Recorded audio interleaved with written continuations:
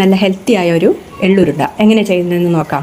അതിനായി ഞാനിവിടെ 1 കപ്പ് കറുത്ത എള്ള് നല്ല വൃത്തിയായി കഴുകി ഉണക്കിയെടുത്ത് റെഡിയാക്കി വെച്ചിട്ടുണ്ട്. ഏകദേശം ഒരു 150 ഗ്രാം ശർക്കര, 1/2 കപ്പ് വെള്ളം ഒഴിച്ച് നല്ലൊരു പാവാക്കി റെഡിയാക്കി വയ്ക്കുക. നൂൽപ്പരുവം വേണമെന്നില്ല. ഒരു പാനിലേക്ക് 1/4 കപ്പ് പൊട്ടുകടലയിട്ട് ഒന്ന് നന്നായി വറുത്തെടുത്ത് മിക്സിയിലിട്ടൊന്ന് നല്ല മാവ് പരുവത്തിലത് പൊടിച്ചെടുക്കുക. അതേ പാനിലേക്ക് തന്നെ കഴുകി വൃത്തിയാക്കിയ എള്ള് നന്നായി ഒന്ന് പൊട്ടി വരുന്നവരേക്ക് അതും ഒന്ന് വറുത്തെടുത്ത് മിക്സിയുടെ ജാറിലേക്കിട്ട് അത് ഒന്ന് ക്രഷ് ചെയ്തെടുക്കാനേ പാടുള്ളൂ. ഒരുപാട് പൊടിയരുത്, ഒന്ന് ക്രഷ് ചെയ്തെടുത്ത് അതും ഈ പൊട്ടുകടല പൊടിയും കൂടെ നന്നായി ഒന്ന് മിക്സ് ചെയ്യുക.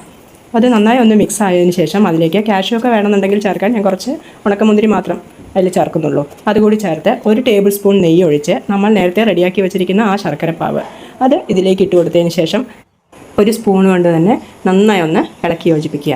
അതിലേക്ക് ഞാനിപ്പോൾ ഇതിൽ അല്പം ഒന്ന് മധുരം ഒന്ന് ബാലൻസ് ചെയ്യാനായിട്ട് 1 പിഞ്ച് ഉപ്പ് കൂടി ചേർത്തിട്ടുണ്ട്.